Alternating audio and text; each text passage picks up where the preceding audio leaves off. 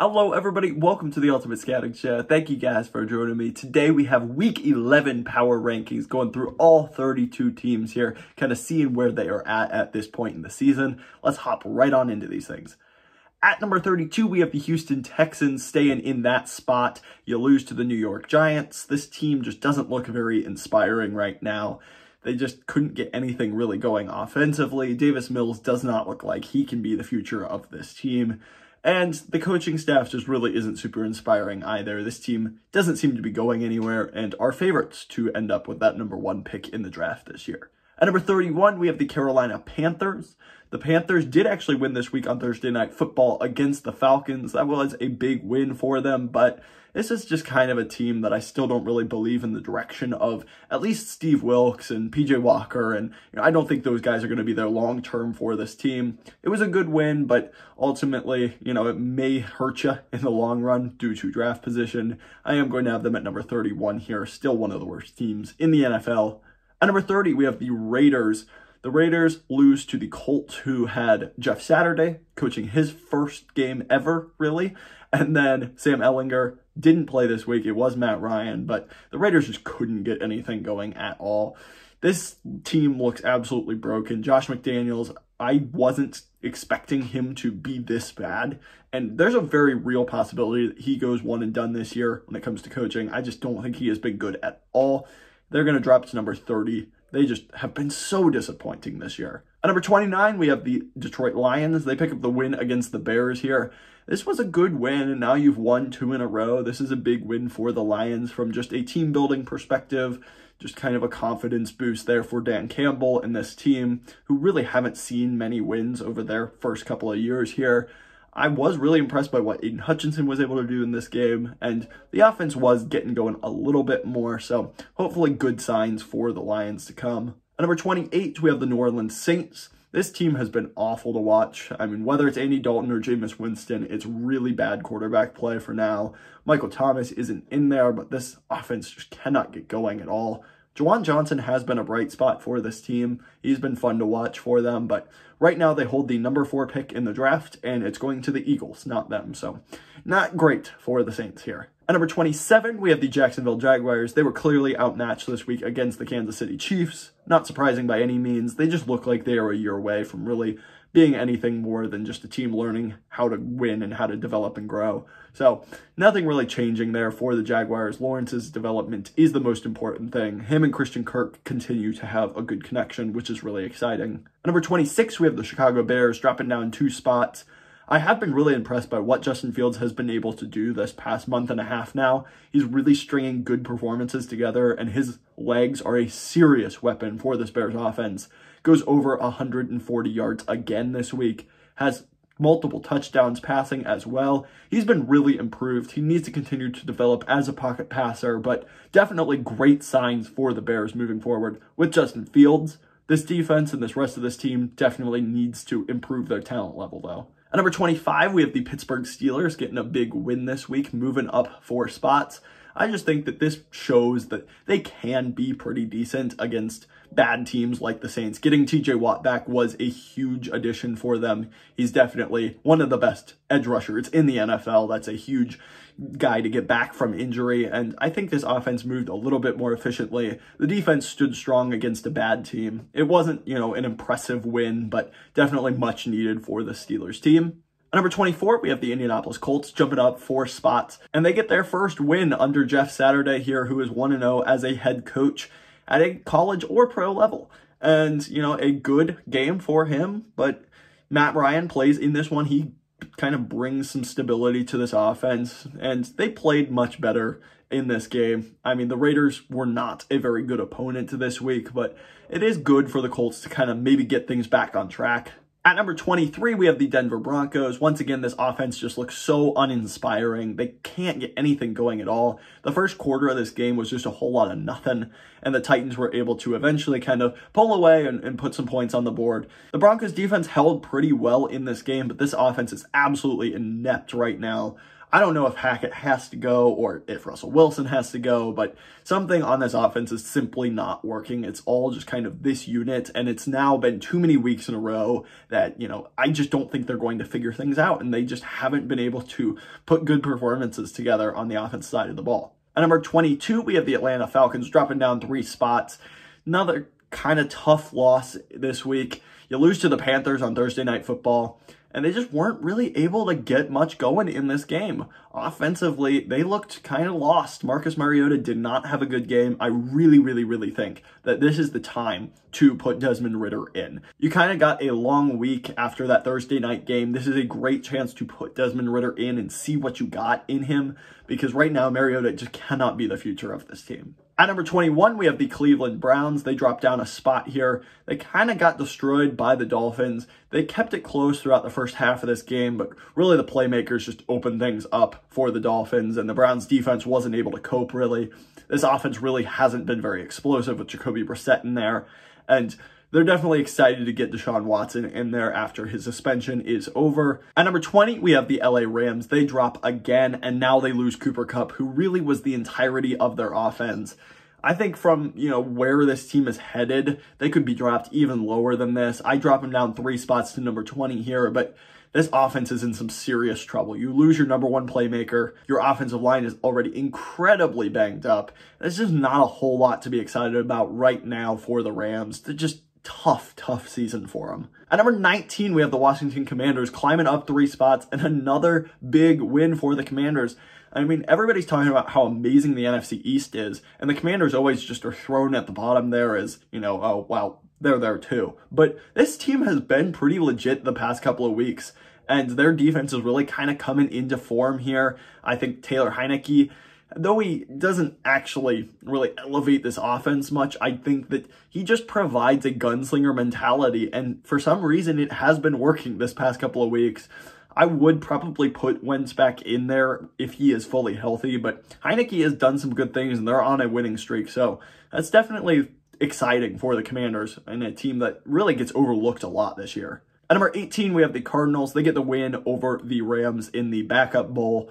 I mean, it doesn't really mean much here besides you're able to continue to stay in the fight for the NFC playoffs, while the Rams probably aren't as much. So it definitely matters because a win is a win. But from what I think of this team, Colt McCoy isn't really going to be the option long term. And if he is, they're going to drop a lot further than this. So number 18 for the Cardinals there. At number 17, we have the Packers climbing up 4 spots. This is what we were looking for from the Packers. A good defensive performance. The offense really gets going because Christian Watson, he is someone that, first of all, I would pick up in fantasy leagues if he is available, but he's really opened up this offense. I think that by having someone that can kind of take the top off the defense and someone that can be a go-to receiver for Aaron Rodgers, having that kind of player is really huge. If he can stay healthy, he is going to be definitely someone that could potentially save the season for the Packers. It's that big of a deal for them. In a really weak NFC, they're still certainly not out of it. At number 16, we have the New England Patriots. They were on a bye week this week. I do have them dropping down 1 spot because at number 15, we have the Tampa Bay Buccaneers jumping up. This was a huge win to get back to 500 in Munich. I mean, it certainly helped that Seattle had to travel even further, and, that extra time change certainly, I think, hurt the Seahawks in this one, but the Buccaneers played decently. The defense has really kind of hit its stride under Todd Bowles. They're figuring things out. They look a lot better now than they have. Offensively, it's still kind of a struggle. Brady's still kind of pulling this team to points, but for right now, it is a much better place for the Buccaneers than they have been, and the NFC South is atrocious. So definitely good for the Buccaneers. I think they're going to make the playoffs because of how poor this division is and this conference in general. At number 14, we have the LA Chargers. They dropped down 1 spot here. They just haven't been the same with all the weapons out, all the injuries that they have sustained. Herbert is doing his best to keep this team competitive, but when Josh Palmer is your number 1 wide receiver, it could be certainly problematic. Mike Williams and Keenan Allen are supposed to at least return to practice this week, which is absolutely huge. Defensively, you're still missing Bosa, you're still missing J.C. Jackson, who's done for the year, but they're seemingly, hopefully getting a little bit healthier, and able to at least keep this thing afloat until they're able to get fully healthy. This wasn't a very good week against the 49ers. I think defensively they played all right, but Lombardi and this play calling I don't think has been awesome this year. Herbert just isn't being used as a downfield passer, which I do not understand. He needs to, they need to take advantage of using his arm, and they really haven't at all this year. So I think the play calling needs to be better, the execution needs to be better, but they also just need to get healthier. At number 13, we have the Jets. They were on a bye week, but I am going to drop them down one spot because they are getting jumped by a team that has had some really good, consistent weeks. Same thing for the Giants here. You won against the Texans. It wasn't the most convincing win by any means. They just ran the crap out of the ball. They ran it like 40-something times to 17 passes. It wasn't even close on the run-pass distribution there. They know their identity. They're going to stick to it. They're just going to run Saquon Barkley into the ground. And it worked in this game, and I think it has obviously worked this season because of that 7-2 record. You can see that.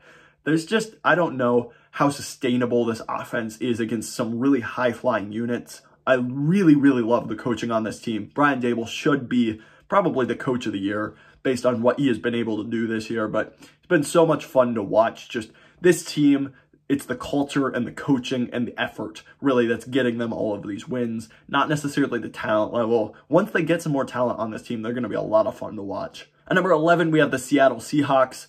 They really weren't able to get going in this game until the fourth quarter. I think a lot of it probably did have to do with the travel, going all the way to Germany from the west coast of the United States. That's a really long trip, and I think it probably threw off their sleep schedule and just kind of being able to adjust and get ready and get into that mindset that you want to be in for an NFL game. I think that certainly played a part in this, but they also just didn't play their best game.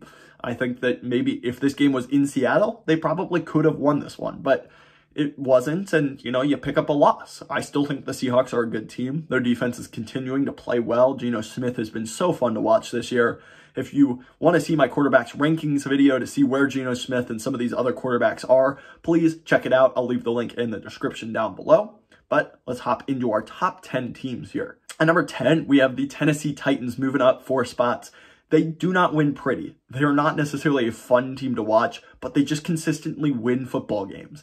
And whether it's Denico Autry and this defense just going hard and, continuing to make life really tough for quarterbacks, that is a way that they win. Or whether it's just running the ball with Derrick Henry repeatedly over and over again and running you over and not making you want to be out there, that also is how they win. Mike Vrabel is such a good coach. He is such a good coach. One of the most underrated coaches in the NFL, one of the best coaches in the NFL. And he's really kind of getting the most out of this roster.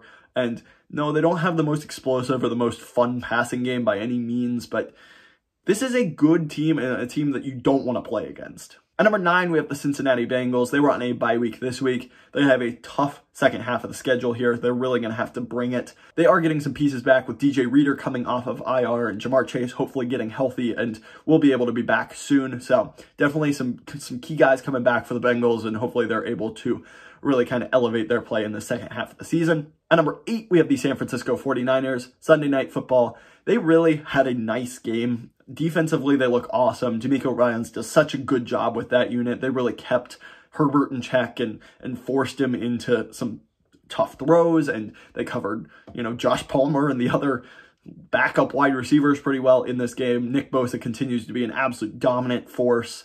And I think that this team has been really, really good. I think this is continuing to develop and really kind of come to fruition for how good this team can really be. I think they will be an NFC playoff contender. So that is, something I'm looking forward to watching as the season progresses.